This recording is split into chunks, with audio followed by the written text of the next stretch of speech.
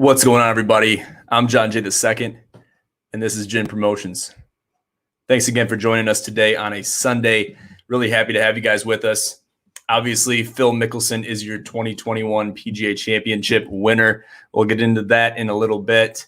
But basically, I want to talk about something that happened today. So Paulie and I had a 1v1 matchup, one-man scramble, over at Riverwoods Resort over there in Mount Pleasant, Michigan. Played there as a child in tournaments.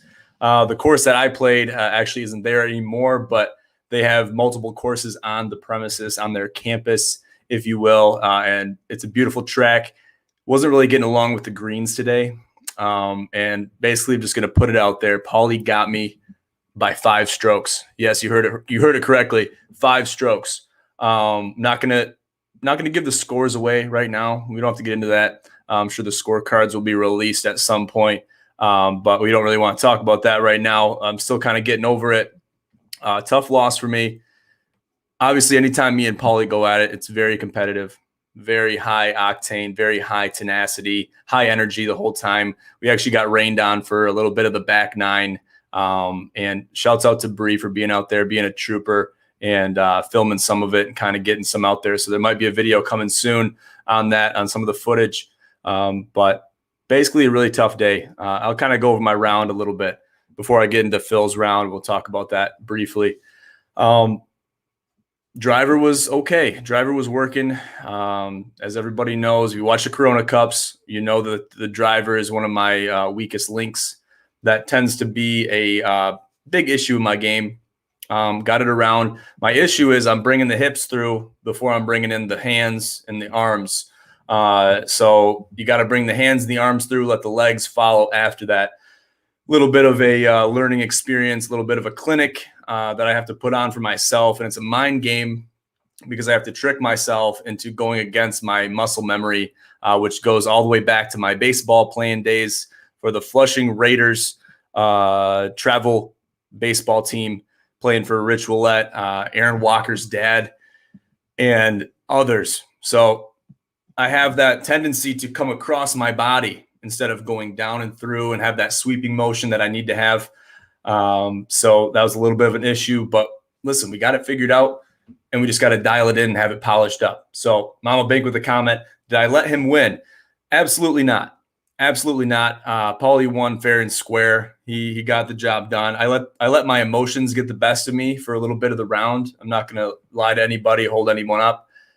Emotions got the best of me for a lot of the round, and a lot of the times it was the greens.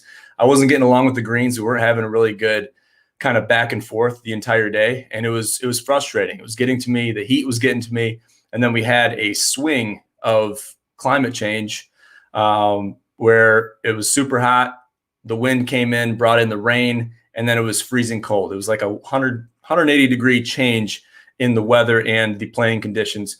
Props to Paulie, though. He really adapted well to that environment, and I'm proud of him, really am. And this is the first time that he's ever beat me, so this is kind of a monumental day for him. So let him bask in that victory, kind of talk to him about it. We worked out a deal where I will compensate him. We usually do something like that for whoever wins, but usually it's always me because I'll win and then he'll pay for the next round, or now I got to pay for the next round. Told him I'd get him some rain gear in light of all of the rain that we had today. So we'll work something out, but right now I'm letting him kind of enjoy that victory. His drives were on point. He likes to play that cut, that left to right swing, ball pattern, ball flight, whatever you want to call it. And his irons and putting were on point. And it is what it is. It was a day for heartbreak, and it was a day for victory for Phil Mickelson, obviously winning the 2021 PGA Championship. Uncle John with the comment, it was a day for the old dudes, Paul, and Phil's day today. Absolutely right. 100% hit it right on the noggin right there. And it's a big day for the old guys. So give them all the credit that they deserve. They deserve all the credit in the world. And this goes to show for all you old folks out there, I guess older than me. I feel old myself, just talking right here, 25, almost 26 here in a month or so. I'm right there with you. Okay, I'm right there with you. But that's the thing about golf, is golf, you can play it, from when you're a teenager all the way until you're, 70s, 80s, depending on how healthy and how how, sound you keep your body physically, not only physically, but mentally. That's the one thing you grow in the most in the game of golf. It's not really growing physically, it's growing mentally.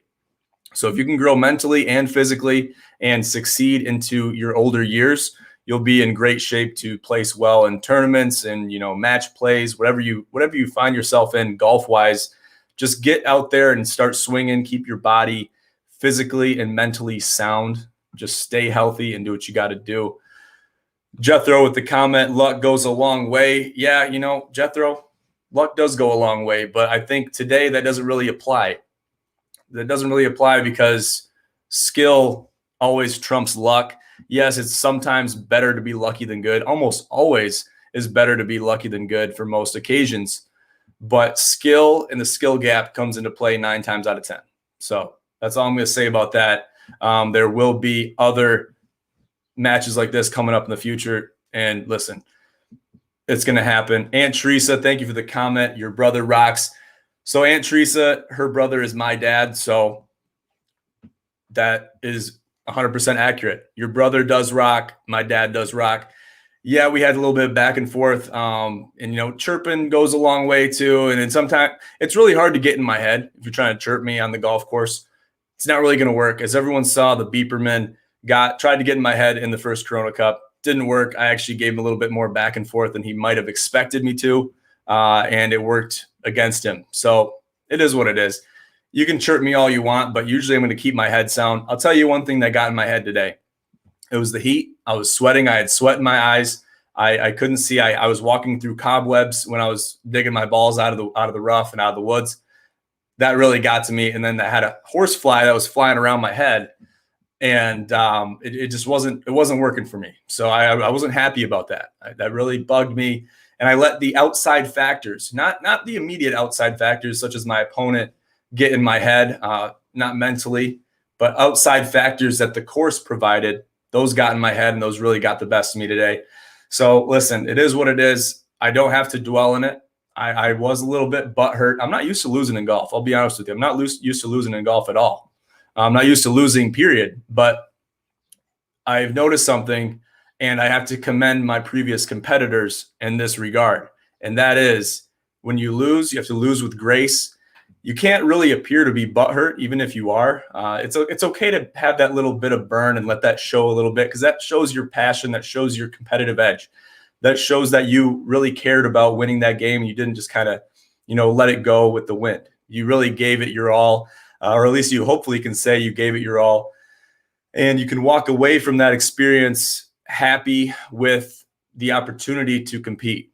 And that's really the moral of the story. That's the golden silver lining that you got to take away from any competitive competition event that you take part in. Win or lose, you have to be blessed and happy enough to compete, because God gave you a day to not only live and breathe and be above 6 feet, but he also gave you the opportunity to compete and play in whatever sport or, game you want to play in, you take pride in. And it says a lot about your character and about what you're living for. So really, really big time. Jethro, thanks, John. You're a true champion. Jethro, don't thank me. Don't thank me. It's all about the love of the game. It's about a love of the competition. Okay, so I don't need to be praised. I don't need to be thanked. I don't need to be hoisted above the crowd, because everybody that competes deserves that kind of recognition. And I am no different than anyone that competes or finds themselves in a competitive situation. So moving on, let's get into Phil Mickelson. So we got the leaderboard here pulled up. I'm going to get it pulled up on the screen for everybody here watching live, and for everybody listening on Apple Podcasts or Spotify. Feel free to tune into this live stream later on. It will be available on Twitch, YouTube, and Facebook. So we'll kind of look at it briefly here. So obviously Phil Mickelson is your top guy at 6 under, finishing today 1 over. He actually found himself in a little bit of trouble early on. He wound up finishing the day 6 under. So he finished very strong on the first day, and he maintained quite a lead throughout the entire tournament over there at Harding Park. Really tough course. They were playing at the Ocean Course, purse being $12 million. Big time purse. This is a big time win for Phil. Obviously, he's found himself in situations like this in the past, but he hasn't seen a top 10 finish in the last 2 years. So that's kind of surprising, seeing him come out of the woodwork at a major and seeing him compete to the highest level and also take the cake at the highest level amongst all these young guys that are competing. Okay, now Phil is a 50-year-old man. He is the oldest major winner at 50 years old. This is his 6th major championship. It's his 45th career PGA Tour win, his longest span between wins at a single major, 16 years since his last major. That's kind of a staggering statistic if you look at it objectively. Okay, and it's the 4th player. Phil is the 4th player to win in 4 different decades. So that's got to be, the 80s, the 90s, the 20s, or that might be the 90s, the 20s, the 2010s, and now the 2020s. Okay, so looking at that objectively, that's very impressive in and of itself. Just looking at Phil, they call him Phil the Thrill. They call him that for a reason. That's not just a name they call him. That's not just a nickname that someone gave him that was watching him, cheering him on. It was a name that formed itself over years and eventually over decades.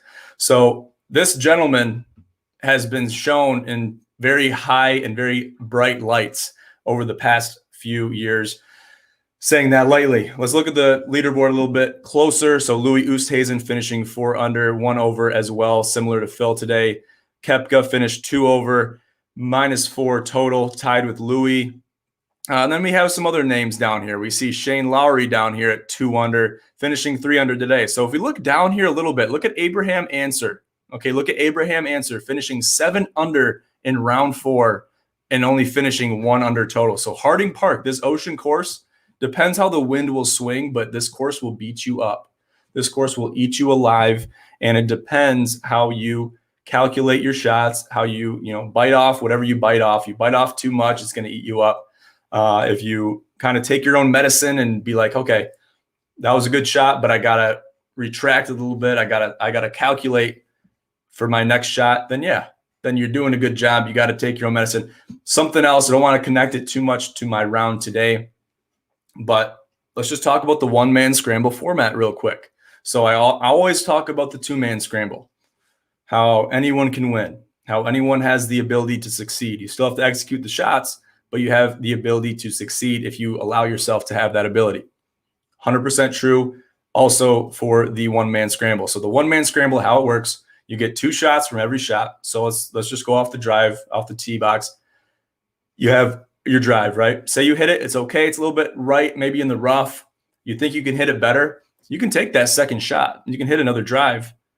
But if you hit your second drive way left in the next fairway, 2, 3, 6 fairways over, you got to take that ball. So if you decide to vote to take your second shot at any point in the round, you have to take that second shot.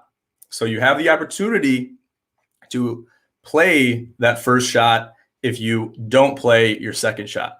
So you have to kind of take your own medicine. You kind of have to retract a little bit, similar to what these gentlemen had to do today at Harding Park, finishing up in the PGA Championship, playing in the final round amongst, tens of thousands of fans. And if you kind of regurgitate that and accept that, then you're going to do fine. But if you bite off more than you can chew, you're going to see it, and the leaderboard will show that, as long as you're not clutch and you're going to hit errant shots. I definitely did that today. So that happened to me quite a few times today. I hit my shot. It was fine, but I'm like, it's fine. I think I can do a little bit better than that. I wound up hitting it again, and it'd go OB. It hit a tree right in front of me, spray right, left into the creek. So then I'm hitting a penalty shot because I voted to take my second shot, and it wound up biting my head off more times than not. And that only got on me more. That got on my own psyche. And it was hot out. There was horseflies all over the place, mosquitoes, gnats, everything you can imagine.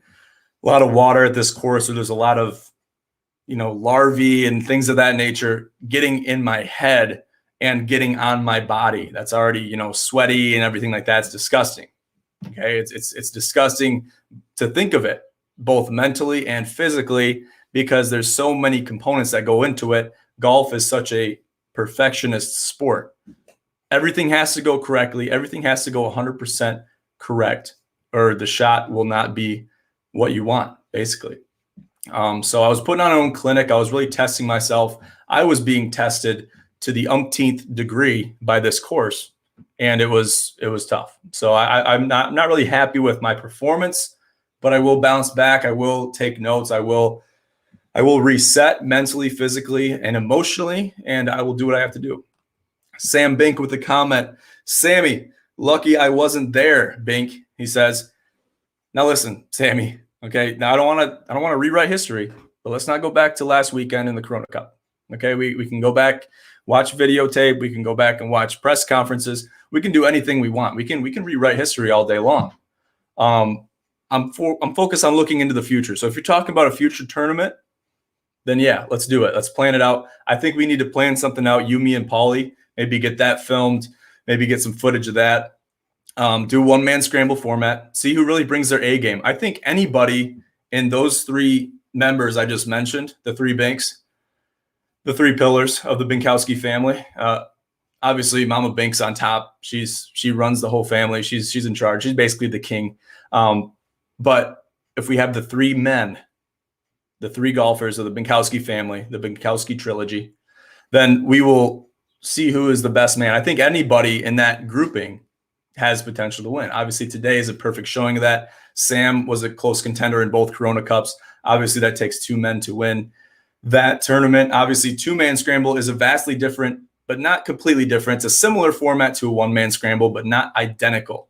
So just keep that in mind. Don't let anything go to your head. I think that's something we got to plan out, maybe a future event sometime in the near future. Obviously, we've got the Corona Challenge where we're all three of us are paired with different people. So we'll see how we kind of fare amongst the field with our said and our respected partners. But I think that it'll be a great contest if we do something like that. So let's plan on doing something like that in the near future, Bink.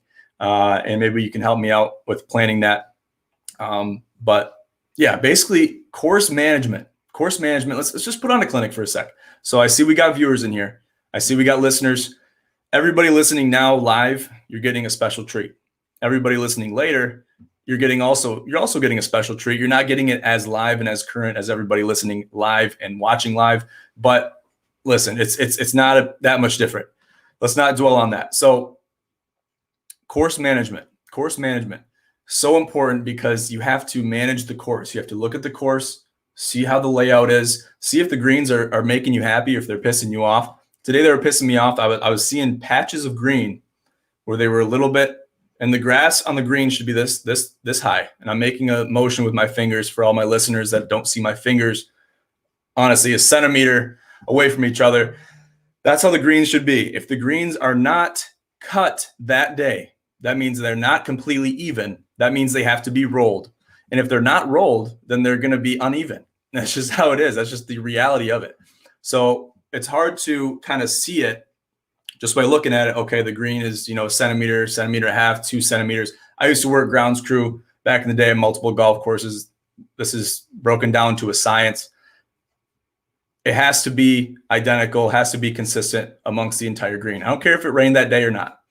You start everything out. You either mow the greens at the beginning of the day before anyone goes off, before the 7 o'clock tee time goes off, or you roll the greens. You have to make them identical. You have to make them consistent. I wasn't getting along with these greens today because they were very inconsistent. They were actually inconsistently consistent, if that makes sense at all. So think of a cow for a second. Think of a cow. Think of its spots. They're very sporadic. They're very kind of skewed. They're not really uniform at all. The cow's spots are very similar to the greens today at Riverwoods Resort.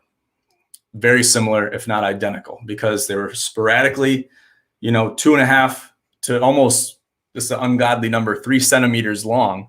And then you had some sections that were cut or rolled perfectly right there at 1.25 centimeters. That's what you want to be at. That's the golden numbers, 1.25 to 1.5. Anything over that, you're getting lost in the weeds. So without getting too fired up about it, I couldn't find my roll. I was pulling my putts because I knew that the green was not even. I knew it wasn't even. And that was causing my stroke to falter. That was causing my lines to not be identical. That also causes the ball not to break consistently with other breaks, with other lines. So it's just a culmination of things. I was hitting the greens okay. My spin control was a little bit whack, but it wasn't too bad. The driver was on point. It started to go to hell towards the end. But in the beginning, it was playing pretty good. I was playing pretty straight. I was bringing the hands through and then having the hips follow. But Paulie did a really great job on I believe hole 2. He hit his first shot. It was a little bit right. Medicine got the best of him, and he decided to take his second shot off the tee box.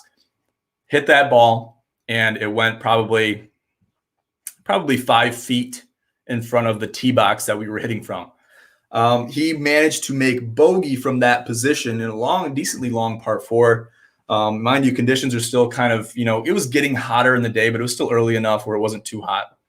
I striped my drive right down the middle, probably 20 yards in front of the 150. So I'm probably hitting a 52 degree, 56 on into the green. And I did that. I wound up parring that hole. I took a stroke from Paul at that point. But seeing that composure from Paulie, he could easily have got flustered. Listen, I'm getting pissed off. You see it, his body language, very emotional guy. You'll see it right, and you'll see it right in front of you. Okay. He's not gonna hide it from you very well if he's showing true emotion and his head's not level.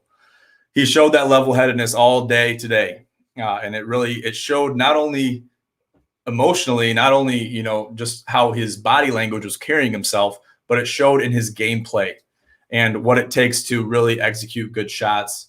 You have to take every shot one at a time. You can't look at a shot and be like, oh man, that shot was terrible. I'm going to take that into the next shot. Oh man, I just scored a 7, a triple bogey on a par 4. I'm going to carry that into the next hole. If you have that mindset, you might as well throw your clubs in the lake, because your clubs are no good to you. You are no good to your clubs. You're only as good as your equipment, but your equipment is only as good as your head is, as good as your psyche is. Your mental capacity goes hand in hand with everything. Golf, okay, listen, I'm getting very philosophical right now, but bear with me. Trust me, this is worth it. Golf is like a solar eclipse. For a solar eclipse to work, you have to have so many things aligned. It's also like a constellation. So the Big Dipper. To have the Big Dipper work, everything has to align correctly, perfectly, from multiple different angles. It has to align, and everything has to form and align for it to work. If anything's out of place, then that constellation, that solar eclipse, it doesn't work. Golf is very similar to that. Your swing has to be on point. Your hips have to come through after your hands. Your head has to be down. Your head can't move. You got to have, good swing, got to have good posture, good tempo, everything like that. You're got to have enough golf balls in your bag, got to have enough tees in your bag, got to have your mindset in the right spot. You got to have, enough water in your canteen, whatever you got to do. Okay. You got to figure it out. You got to get it done. You got to get the job done. And everything has to align, because if one thing is out of whack, then other things start to go out of whack. And then it's just without a better word, excuse my French, but it's a shitstorm from there. Okay. So got a comment from Uncle John here. Paulie is a gamer. He's come down to Windsor back in the day and run the basketball courts. You can't take him lightly, regardless of the sport. More importantly, how many pops did the two of you have while playing? Now, surprisingly, in regards to pops, now anyone that doesn't know how pops are, if you're down south and say soda instead of pops, it's in regard to alcoholic beverages. Okay, so I think I had 2 Bud Light seltzers, maybe 2 Bud Light seltzers. Not that many. Okay, I was very light. I think Paulie had more than me. I think he had 4 or 5. And I was fine, but I was so pissed off. I didn't feel like having any seltzers. Feel like having any brewskis, because I was already hot. I was like, I can't get enough water. I was having Bree pour water from the canteen on top of my head, because my head, I was becoming a hothead, both figuratively and physically and realistically. So it was a mess. I didn't really dive too deep into the seltzers, just because I wasn't feeling it. I got to be feeling a little bit of a tempo, feeling a little bit of a groove to be, getting a couple of sodas in me. Just wasn't feeling it. So I really wasn't drinking that much. Maybe I should have been having a couple more. I don't really know, but it was a mess. But yeah, Paulie, when it comes to basketball, completely different animal than you would ever imagine. Absolutely a phenom on the basketball court. I don't care if it's a 5-on-5 scenario, 4-on-4, a 3v3. 2v2, 1v1, cutthroat, whatever you're playing. He is a cutthroat basketball player, and he will fight to the death to win. Very much showing tenacity every time he plays and jumps in the hardwood. And I barely ever beat him in a one-on-one match, and I haven't seen too many other people beat him. And I'm talking high-caliber basketball players that have a tough time beating this guy. And even nowadays, it's still the same way. So props to him, especially on the basketball court. You don't want to catch him in a dark alley on with any basketball attire on or any basketball, equipment, because you're going to get challenged to a 1v1 matchup most likely. Soboleski with the comment, John Sabatini, I have been on the right on the court with him. Gamer. He has been right on the court with him. Sobo played basketball with my dad back when I was a little tyke, and I would go there sometimes early in the mornings, and I'd shoot on the baskets, and I'd shoot layups and try to make threes and hang with the big guys. I'm like, today or someday I will play with the big guys. I will compete. I will get to the level where I will compete with the big guys. And I did. I played quite a few games with Paulie and all the basketball buddies in the morning. High intensity. Now you'd think that, you got some old timers playing basketball, playing some ball on the hardwood. You think, oh, it's going to be kind of a lax game, nothing really too intense. Nobody's going to be diving for balls or anything like that. Complete opposite of what you think. It's 100%, 100 miles an hour at all times, high octane, high speed, high momentum at all times. There is no dull moment on the basketball court with these guys. And they'll wear you out. I don't care if you're an NBA player. I don't care if you're a college basketball player. Don't care if you play AAU, if you just play at the Y on the weekends. You're going to have a clinic put on for you. You're going to get a run for your money, no matter who you're playing with. So yeah, Aunt Teresa, how many pops? I really can't say how many pops. For me, it was no more than 2. I'll be lucky if I completed 2 pops on the course today. Really minimal pops. That's like rookie numbers for me. That's really nothing. Usually I'm up at 4 and 5 after 18. That's an average day. That's it if I'm just playing regularly, no competitive events or anything like that going on. Usually 4 to 5 is a nice number. If I'm really feeling saucy, I'll get, up into 6, 7s. But any more than that, we're starting to get into the weeds. So I can't really do that. I got to stay and maintain my composure and maintain my competitive edge. And any more than that, I start to lose that. So in connecting that with the PGA Championship, I know we're kind of getting off into a little bit of a tangent, but that's okay. That's kind of how the entire conversation blossoms, and everybody commenting and joining in on the conversation. You guys are making this even better. Thank you guys for tuning in.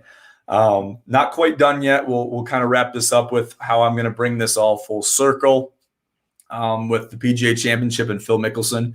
But it's really, really important to note how many comparisons we can make here. So just keep that in mind. The tenacity and the will to win are always there. I don't care how old you are. The will to win is a very powerful thing. The will to win is honestly more powerful than your physical capabilities to win. If you have that will to win, you have that tenacity, that grit, that high octane mentality, there's very few people that are going to be able to stop you. Now, there's a lot of people that have high octane, high speed mentalities and high speed thought processes, but who's going to have it more? Who wants it more? You hear the saying all the time. Who's going to want it more? It's not who's better. It's not who has more skill. It's who wants it more. That's all it boils down to. Hey, Teresa, I love you too. Thank you for the comment. Thank you for joining in the live stream. I really appreciate it. Mama Bink with another comment. With all the compliments your dad's receiving, the doorways in this house are just not wide enough. Maybe you can clarify that a little bit. Kind of a little bit confused with that comment, but I think I know what you're saying. With all the compliments your dad's receiving, the doorways in this house are just not wide enough. Interesting. Well, I try to think about that. Maybe you can clarify that, Mama Bank. And I'm sure there's a little bit of a saying that goes along with that. But I just want to touch on, I can't stop touching on the will to win. That's what it was. It's all going to his head. And I knew this was going to happen. And this happened afterwards. He was boasting a little bit. He just won you just won against your son, haven't beat him before. That's a big deal. That's a big day for Phil and for Paul. Very big day. It's all going to his head. Yeah, the doors aren't wide enough. He's, his shoulders are too broad. He's walking through like this, and it is what it is. Let him enjoy it. That's fine. I know what that feeling's like. What I don't really, haven't really experienced is what I'm feeling today, and that is, I guess you could say failure, losing, getting the short end of the stick. There's different ways to articulate what I'm trying to get across here and portray to the lovely viewers and watchers and listeners out here for GINPROS. And I really appreciate everybody tuning in and showing your support. But you got to hold your head high, win or lose. You have that opportunity to compete, kind of like I talked about earlier in the show. You have that opportunity. You're blessed enough to, have 2 arms, 2 legs to compete and to show your skills. And you should be happy with that. You should be more than happy with that, because you're so fortunate to be able to do that. And I feel that way too. Now, in the moment, it's a little bit different because I haven't experienced the, in the moment stuff. You want to be a little crybaby. You want to be like, oh man, don't talk to me, man. I don't want to talk to you. You're throwing stuff. I actually had Siri on my watch. This was on 18. I guess if you push the side button, it's called the crown. If you push that on your watch, she'll start talking to you. That happened to me today when I was hitting my second shot from the tee box, and Siri started talking to me about different things I could do with my Apple Watch. And I sprayed my driver straight left, and it actually went into the creek 3 fairways over. So I got really, really pissed off at that moment, on top of everything else that I've already experienced that day. So it was just kind of a culmination of things, and it was almost like a nuclear explosion at a nuclear reactor when there's atoms splitting. It was a similar scenario to that, because I did not want that to happen, and it was just kind of a concoction of bad emotions swirling and spiraling into oblivion, and it was ready to burst. So good thing we got it under control going in and off of 18, cooled off a little bit. But I almost completely annihilated my Apple Watch, my Series 4 Apple Watch, rose gold, got the white band on it, beautiful watch. I restrained myself and I was gonna throw it, whatever. Didn't do that. Because it's not a good look. We've seen people throw clubs. We've seen people break clubs. I'm not going to name names. Lil Bink, okay? Corona Cup 2.0, hole 3, breaking a 60-degree wedge into the ground, and then proceeding to throw the shaft into the nearby pond, and having the beeperman clean up the mess by taking the head of the club out of the ground that was embedded and donating that. And I got Siri talking to me right now. She obviously hasn't got the hint from earlier. Okay, she's transferring her thoughts into my phone, and it's just a mess. So the beeperman figured out that he was going to finish out the job and donate the head of that wedge to that nearby pond, and that was the end of it. Yes, it makes for great content. It gets laughs out of people, everything like that. It's just not a good look on the player. And you just kind of see that what they're made of and see things like that. I've broken clubs before. I've snapped drivers over my leg. I've thrown wedges into ponds and lakes and rivers, and I'm not proud of it, because you get that satisfaction and it lasts about 5-6 seconds, and then it's like, wow, I just threw my wedge into the lake or broke it over my leg. And then you got to continue the round. Usually it's not too far into the round. Sometimes if you're lucky, it is far into the round, so you don't have to go too much longer without that club, but that club's not in your bag anymore. So it is what it is. Sam with the comment, wouldn't change a single thing if I could redo it. And that is what it is, dude. That's fine. That's fine. And I respect that. And if that's how you play and that's how you portray yourself and your gameplay to everybody watching, because it's not just the people in your group watching, it's everybody watching worldwide watching. That's how you portray yourself. That's fine. Just make sure you have that under control, if you're playing, competitively or whatever. And if you don't keep your head that way, then that's fine. Then do that and own it. If you're going to do it, own it. Uncle John with the comment again. John, do you use a golf GPS for your yardage, or do you go without? So very interesting question. 9 times out of 10, I'll go off feel. That 1 out of 10 times I'll pull out the rangefinder and get a shot. That's if I'm in the middle, the fairway, or if I'm somewhere where I feel like I got the yardage and I'm not really in between clubs. And then like if I'm inside 100, I even told Paulie this today. He's like, "Oh, you want me to shoot this for you?" And 9 times out of 10, I'll have someone shoot it for me if they already got the rangefinder out. Yeah, sure, I'll take the yardage. But if I'm inside 100, it's all about feel. It's not about what club am I going to use. I know I'm going to use a 56 degree or a 52, depending on what kind of lie I got and how much green I got to work with. And then it's all about down to feel. How far am I going back in my backswing? What's my angle of attack? How much spin am I getting? Things of that nature come into play.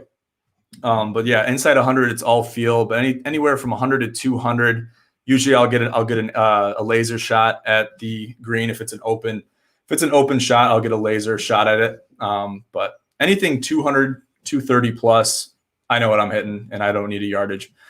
But basically, moral of the story is get your mind on right, get your mindset in order. If you're playing anything competitively, not just golf, you're playing basketball, football, tennis, table tennis, soccer, whatever the sport is, whatever the competition, even if you're racing someone to put a puzzle together, if you're racing somebody to put a puzzle together, make sure you have your mindset and have all your ducks in a row. Look at the landscape. Look at what you're working with. Look at what you have. Because what you're working with is the same thing. If it's a level playing field, the entire field has to deal with that same thing. Golf specifically, the weather, the conditions, the greens, the softness of the greens, how high the greens are cut, okay, the fairways, the rough, everything. It all comes into play, but you have to have peace of mind knowing the entire field is playing with those same conditions. So it's how you conquer and how you handle those conditions, which will set you aside from the rest. So look at your conditions, look at your landscape, then look at yourself. What do I have to work with within my own psyche? How is my physical and mental stability? How hot is my head, both physically and figuratively? Am I a hothead? Is my head hot? And those are things you got to figure out and plan beforehand for. And then especially talking about golf, but this applies to everything. Make sure that your movements are sound and make sure that they're calculated, because if anything is rushed, anything is, forced, it's not going to work out for you. You got to calculate that, and you got to be able to analyze, both pre-analyze and post-analyze what you did correctly when you do something right and what you did incorrectly once you do something wrong. That's something that's very prevalent in the game of golf. You'll know immediately, or you should know immediately, whether you hit a good shot or not and why you hit a good shot or not. And you should be able to pinpoint what happened to make that shot happen that way. Cousin Michelle, good job, Uncle Paul. A lot of praise for Uncle Paul, and he deserves every bit of it. Thank you, Michelle, for commenting. Hope everyone with the family is good. And, it's a great day for Paul and Phil. It's a great day for, the elders of the golf world, and we can wrap it up there. I'll kind of wrap it up with this. And this is a saying that I saw, I believe it was on the 13th tee box. 13th tee box. It said it on a nameplate. It said, worrying is a misuse of the imagination. And I pointed it out to everybody. I pointed out to Bree, pointed out to Paulie. And this was right before the storm rolled in. And it's something that's very important. That's kind of the moral of the story. And that's the kind of, word or saying of the day, however you want to take it. Whenever you worry about something, whether it's the game of golf, whether it's your future, whether it's your life, whether it's any big life events, big decisions, if you're worrying about it, it's a misuse of your imagination and your thought process. So don't worry about anything. Everything that happens is meant to happen a certain way for a reason. Okay? Have peace of mind in knowing that. That'll give you peace of mind. It gave me peace of mind and a little bit of sanity after losing to Paulie today. And I can walk away from that competition with my head held very high and anticipating the next contest. So thank you guys. And also, don't forget to sign up and get paid for the Corona Challenge. The deadline is fastly approaching. It is the 23rd of May right now. The registration and payment period will close on the 31st. So make sure you guys get involved very soon. And I just want to thank everybody right now, here and now, for tuning into the official GINPROS live stream /podcast. All you guys are the best. You show the best support in the world. I have a really great support base, and you guys are the best. And I mean that from the bottom of my heart. Thank you, Uncle John. You know, I try to give words of wisdom to people that need them, and I try to help out the people that need it the most, and they might not even know they need it, but just hearing it, even if it's directly or indirectly, I feel like it helps everybody out, helps them live their day and carry on whatever they're doing with a little bit more gusto, have their chest puffed out a little bit more, and just kind of walk away from any scenario with their head held high and with a sense of gratitude. So I think that's something that's very, very important. Yeah, once again, great. Thanks, and big props to Paulie for winning today. Really big event, and I'm really happy he won, and he was really happy about it. So it was good to see that. And I'm just happy to be able to compete. And I'll say it once, I'll say it all over the place. I'll say it time and time again. But I'll leave it at that. Getting a little long-winded now, and I've said everything I needed to say.